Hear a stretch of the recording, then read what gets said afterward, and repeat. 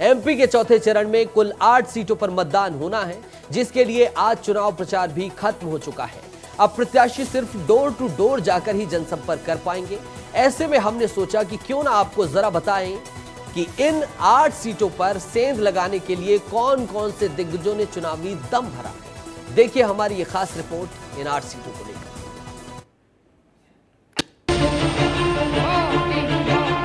ये तो ट्रेलर है, ट्रेलर। रिजर्वेशन मिला, इसको ये मिटाना चाहते हैं। एमपी में लोकसभा चुनाव के चौथे चरण की 8 सीटों पर चुनाव प्रचार थम चुका है। प्रदेश के अंतिम चरण में मालवा निमाड़ की 8 सीटों पर वोटिंग होगी। इनमें इंदौर, देवास, उज्जैन, धार, रतलाम, खरगोन, मंदसौर, खंडवा सीट शामिल है। इन मतदान होना है, जिसके लिए भाजपा और कांग्रेस ने पूरी ताकत झोंक दी है। पिछले दिनों इस अंचल को साधने के लिए प्रधानमंत्री नरेंद्र मोदी धार और खरगोन के दौरे पर रहे। पहले उन्होंने धार में चुनावी हुंकार भरी, जहां पीएम नरेंद्र मोदी का भव्य स्वागत हुआ। पीएम नरेंद्र मोदी ने धार में चुनावी सभा को संबोधित भी किया, जिसमें उन्होंने बाबा साहब अम्बेडकर का आभार व्यक्त किया। सबसे ज्यादा भूमिका, सबसे बड़ी भूमिका ये उनके चाचा देश के पंडित नेहरू जी की थी। क्या ये बात आपके गले उतरती है क्या? मुझे बताइए, हिंदुस्तान का बच्चा बच्चा भी आज जानता है न कि भारत के संविधान बनाने में सबसे बड़ा योगदान बाबा साहब आम्बेडकर का था कि नहीं था? था कि नहीं था? पीएम नरेंद्र मोदी ने अपनी सभा में कांग्रेस पर निशाना साधते हुए कामदार और नामदार का जिक्र भी किया। तो वो संविधान बदल देगा, ऐसा झूठ चलाते हैं ना। ऐसा लगता है जैसे कांग्रेस वालों की बुद्धि पर वोट बैंक का ताला पड़ गया है, वोट बैंक का ताला पड़ गया है। पीएम नरेंद्र मोदी धार के बाद खरगोन लोकसभा सीट में कूच करने पहुंचे, जहां की जनता में पीएम मोदी के लिए भारी उत्साह देखने को मिला। यहां पीएम नरेंद्र मोदी ने राम मंदिर का जिक्र किया। आपके एक वोट ने 500 साल की प्रतीक्षा खत्म करके भगवान राम का भव्य मंदिर बना दिया। तो बोलिए जय श्री राम। एक तरफ जहां पीएम मोदी ने धार और खरगोन में हुंकार भरी, तो वहीं कांग्रेस पार्टी के स्टार प्रचारक राहुल गांधी भी रतलाम और खरगोन के दौरे पर पहुंचे, जहां राहुल गांधी ने पहले खरगोन में संविधान को बचाने की बात कही, जिससे आपको आपके हक मिले, रिजर्वेशन मिला, इसको ये मिटाना चाहते हैं। इसको हम कभी नहीं मिटाने देंगे। राहुल गांधी ने अपने रतलाम दौरे में भी संविधान को बचाने की बात कही है। इसको बीजेपी और आरएसएस खत्म करना चाहते हैं, बदलना चाहते हैं, फेंक देना चाहते हैं। और कांग्रेस पार्टी, इंडिया गठबंधन इस संविधान की रक्षा कर रहा है। बीजेपी के स्टार प्रचारक पीएम नरेंद्र मोदी ने बाबा साहब और राम मंदिर के सहारे जनता को साधने का प्रयास किया, तो वहीं कांग्रेस के स्टार प्रचारक राहुल गांधी ने संविधान को बचाने की बात की। लेकिन इस चरण में राष्ट्रीय नेताओं की बड़ी सभाओं के बजाय ज्यादातर प्रचार का जिम्मा स्थानीय नेताओं और प्रत्याशियों पर ही रहा।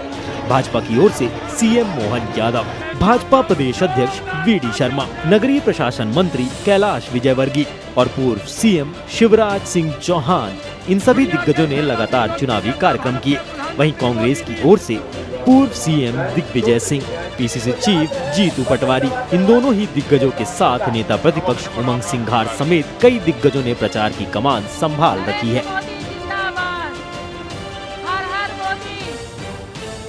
तो बता दें कि प्रदेश के मुखिया सीएम डॉक्टर मोहन यादव प्रचार प्रसार किया और कांग्रेस पार्टी पर कई सियासी बाण भी छोड़े।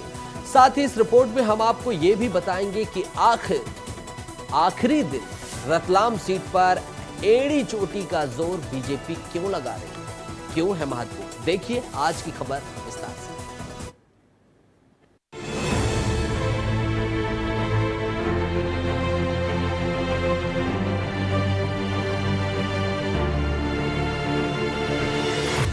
लोकसभा चुनाव 2024 के प्रचार प्रसार का आज अंतिम दिन रहा। शनिवार शाम 6 बजे चुनावी शोर थम चुका है, जिसके चलते एमपी के मुखिया सीएम डॉक्टर मोहन यादव रतलाम पहुंचे, जहां उन्होंने पार्टी प्रत्याशी अनीता नागर के समर्थन में रोड शो किया।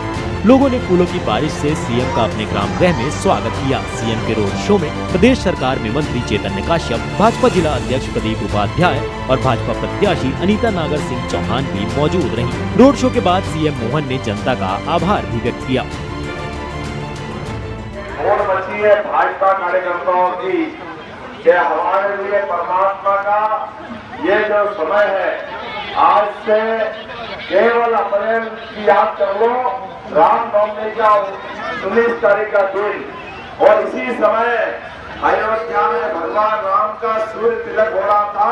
वो आजाद हम सबको है। राम भक्तों ने सीएम मोहन के रोड शो में भारी जनसैलाब देखने को मिला। लोग अपने बीच प्रदेश के मुखिया को देखकर भारी हर्ष और उल्लास में नजर आए। रोड शो के बाद सीएम मोहन साथ ही सीएम ने कांग्रेस पर भी निशाना साधा। हम सब देख रहे हैं, कांग्रेस की हालत तो ये है कि कांग्रेस के प्रत्याशी मैदान छोड़ के भाग रहे हैं और कांग्रेस को समझ नहीं पड़ रही कि वो कहे तो क्या कहे।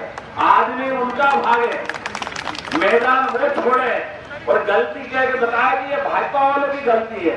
अरे भैया, आप अपने बाल बच्चों को पाल पोस के बड़ा करते हो कि नहीं करते हो? अगर वो घर छोड़ के भागे तो गलती किसकी, माँ बाप की है कि दूसरों की है?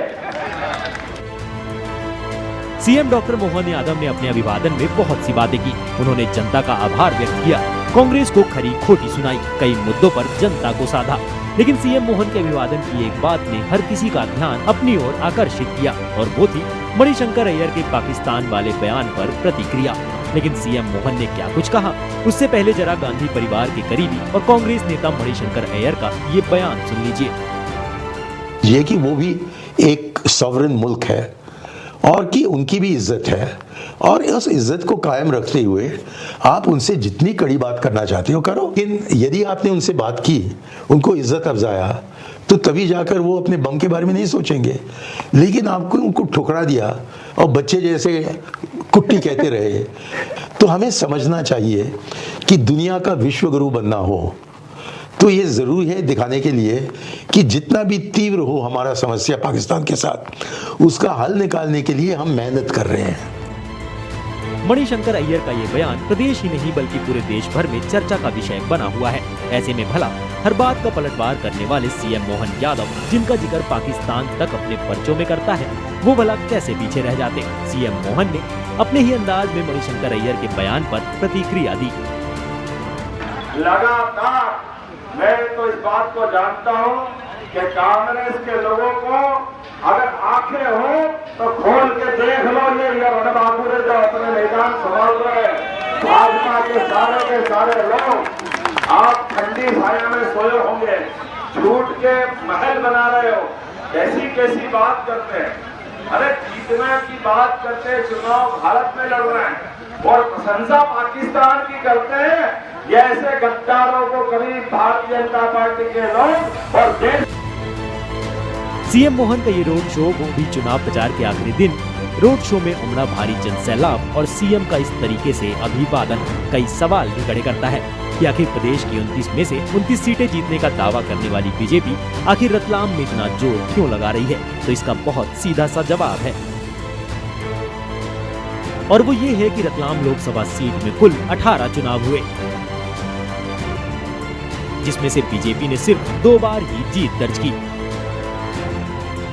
बीजेपी को 2014 में पहली कामयाबी मिली। कांग्रेस ने 12 बार इस सीट पर अपना परचम लहराया। कांग्रेस प्रत्याशी कांतिलाल भूरिया का रतलाम में खासा दबदबा है। इन तमाम बातों से साफ जाहिर होता है कि बीजेपी इस सीट पर इतना जोर क्यों मार रही है। रतलाम लोकसभा सीट पर बीजेपी अपनी धाक कायम रखना चाहती है। पार्टी किसी भी प्रकार का कोई भी मौका नहीं छोड़ना चाहती। ब्यूरो रिपोर्ट, विस्तार न्यूज।